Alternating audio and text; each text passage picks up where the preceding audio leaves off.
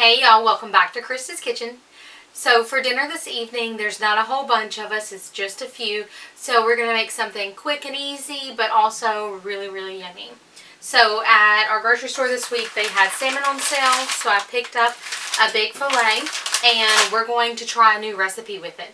It's in a foil packet, so I have my little foil sheets, and it uses some pineapple, which I picked up a pineapple, and I diced it all up, forgetting what I'd picked it up for, but that's okay. We're going to use it diced instead of sliced, and it'll all be fine. But I'm going to zoom y'all in. We're going to make the sauce first, let it get melting while we make our little foil packs.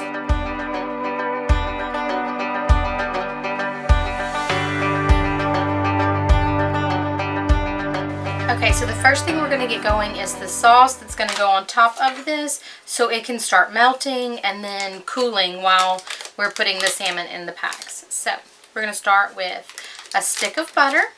We're going to ignore these ingredients over here. Those are for our creamed spinach, so it's not included in the salmon. So we also need 2 tablespoons of honey. And this doesn't have to be an exact. We're kind of making a sauce with it. We're going to add 4 cloves of garlic, or about a tablespoon and a half of minced garlic. And then we're going to use 2 tablespoons of lemon juice. I very rarely use fresh just because I feel like with the bottled you know more of what you're getting. With the fresh, you don't always know, is your lemon super strong or not very strong at all. So that's just my opinion on that. So we're going to put this on a medium heat, melt it on the stovetop, and we're going to slice up our salmon and make our foil packs. So firstly, I'm going to pick off some of these little gills and things, or not gills, scales that are on the top. So I'm going to try a trick that I saw online. I'm also going to cut off this little end piece because it doesn't look the greatest. I'm going to try a trick that I saw online that's apparently a super easy way to skin your salmon. So we're going to see if it's as easy as they say. And feel free to laugh if I struggle moving this all out of the way. So all she did was just start a little piece on the bottom of the salmon, which I'm cutting that piece off anyway. And she took her hand. How did she do that? And she literally like had it glide between the skin and the fish. We're going to start a little point here. If we have any fishermen watching, they're probably laughing so hard about all of this right now. But she took her hand. Oh my goodness, there's no way that's that easy. We're going to turn it.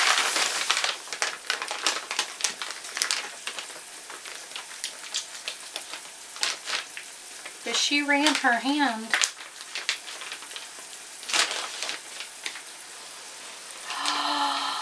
Oh my goodness, y'all. Look at this. Okay, I don't want it to fall off the countertop, so I'm moving it back some. Let's see.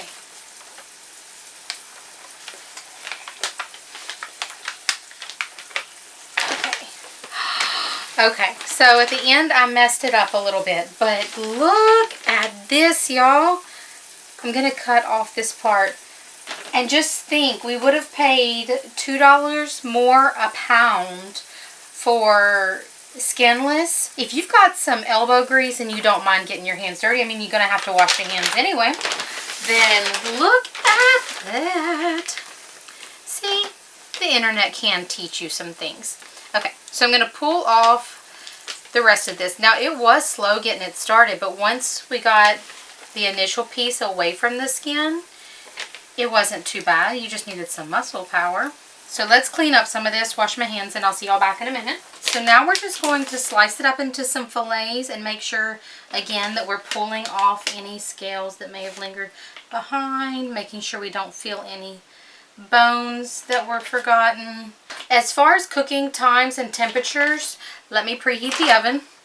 We're going to preheat it to 400. Your size of your fillets, as length and thickness, will determine how long you really need to cook it. So like this thinner piece is going to cook a lot faster than one of these thicker middle pieces are. So again, that's one reason I try to find a piece of salmon that's about even in thickness.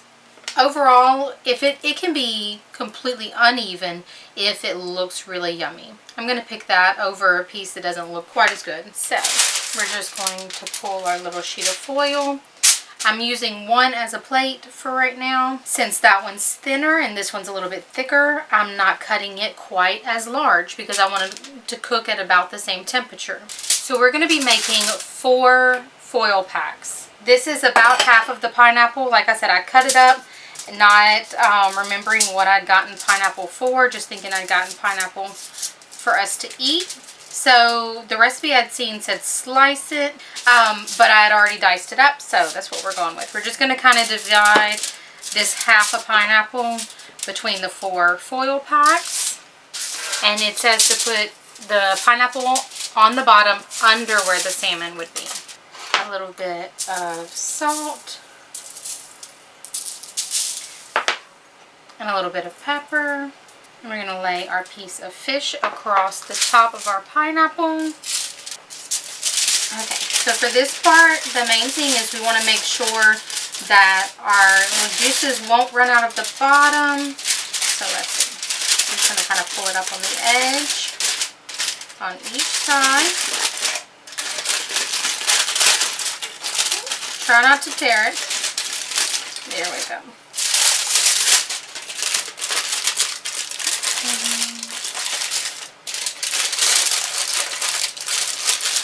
And that edge. We're going to pour our marinade over the top of these, and I have a pan to put them under. You probably could just put these straight into the oven on the rack, but I want the sheet pan underneath just in case any of them leak. We're going to try to be even with this, but we will see how that goes. Alright, so each pack got right at 3.5 teaspoons. I'm going to add just a little bit of salt and pepper to the top of these. And into the oven, these are going to go. Oh, let's seal them up though. I mean, I'm doing that, but I forgot to tell you that. So we're going to kind of leave a little vent hole. But we're going to put these in the oven, like I said, at 400 for about 10 to 15 minutes, since these are small pieces. They won't take long at all to cook. If you had thicker pieces, or like you wanted to do the whole fillet, it might take just a little bit longer. I actually think the chopped pineapple might work better this way. It may cook faster. I don't really cook a lot of fruit, so we'll have to see. There we go. Alright, y'all. While this goes in the oven, I'm going to work on our creamed spinach. Okay, now that we have the salmon in the oven, we've melted 2 tablespoons of butter, and we're using salted butter, down in the bottom of our boiler pot. And I'm going to dump in 2 bags of spinach. Now this is already washed and dried, all that stuff, like the fresh spinach. And I know it looks like a lot, but it will wilt down a ton. And we love creamed spinach. So we're going to pick that piece out. So we're using a large serving size, but this will wilt down to next to nothing. So all we have in our pan so far is just butter and our spinach. I'm going to put the lid on this, and we're going to pop this back on the stove, let it wilt down for just a minute or 2. Okay, y'all, so after just 2 to 3 minutes, our spinach was all wilted down. Pulled it out of the pan and squeezed the spinach to wring out most of that moisture and that liquid, and I just have it set to the side. Now we have 2 more tablespoons of butter melting down in the bottom of our pan, and I'm adding about a ½ teaspoon of minced garlic to that. We've got this on a medium heat. We're going to add in about 1/8 of a cup, maybe about a large tablespoon and a half of flour to make a little roux. And we're just going to mix that all together and let our flour and our garlic and everything just kind of marry together. Okay, y'all, so our flour mixture is pretty much done. It's starting to get that browning color on it, which is what we like. We're going to add in about 2 teaspoons of salt. Now, this may seem like a lot, but remember our spinach and everything we're adding back into it will need a lot of salt to flavor it. I'm going to add in about a teaspoon of pepper, 1/4 teaspoon of nutmeg, and now we're going to whisk in 1.5 cups of half and half. Now that this is starting to simmer, we're going to add in 2 ounces of cream cheese, which is 1/4 block. We're going to let that start to melt down in the bottom of the pan. We're going to add in about 1/4 cup of Parmesan. This also has some saltiness and some butteriness, like nuttiness to it, that will help amp up the flavor. And then about 1 cup of mozzarella, and well, about 1/2 cup of mozzarella. This is what helps give it that cheesy, stringy texture that we think of when we think of creamed spinach. And let all that melt. We're on a low medium heat now.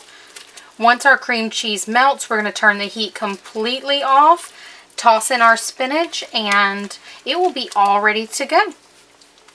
Alright, y'all. So our spinach is going back in, and look, from those 2 huge bags, this is all that it made. So that's what I was saying. We definitely needed those 2 bags of spinach. And I think they're like 8-ounce bags. You could probably use frozen for this as well. Just make sure that you are straining your spinach really, really, really well. And there you have it, guys. Creamed spinach. Perfect, quick, simple side dish that really makes it seem like your dish is fancy. Like one of the fancy restaurant side dishes, but it's not. And it's not hard at all. Alright. Time to eat. We're going to plate it up and let y'all see everything all together, and we'll taste test our new salmon recipe. Okay, so we're going to pick one up and pour it over our plate. We're just serving it with our creamed spinach, and I made some white rice. Now, first impression, I'm a little underwhelmed at just the color on the top of the salmon. Ooh, I broke it. That'll be alright. The color on the top of the salmon, maybe next time, if we make it again, we'll put it under the broiler and see how that does. Just to add some caramelly colors to it. It's just a little bit pale. It's fully cooked, but it just doesn't have that caramelized kind of color. Adding the pineapple to our plate. Pour this over the top. And I just did some white rice to kind of soak up some of these juices, and I thought it would be something mild to pair with it. So, we're going to see how it tastes though. Let's add some salt and a little bit of pepper, because right now it just tastes like steamed fish. That piece, I got a lot of pineapple flavor, so maybe we need to take a bite with, it's got the salt and pepper on it now, a little bit of salmon and a small piece of pineapple, and we'll see. That's actually pretty good. So if you have a little piece of pineapple with the salmon after you add a little more salt and pepper, it's really good. I don't taste the lemon at all. Don't really taste the garlic, even though we've got like a pile of it on top. But I mean, overall it's really good. It's very springy, Hawaiian-y, I don't know, just tropical like flavor. So we're going to give it one more go. A little bit of rice, a little bit of salmon, a little bit of pineapple. Really good. So maybe you could even take the salmon and chop it up on some rice for like a bowl. Like, y'all, I love turning anything into a bowl. But I think it's pretty cool.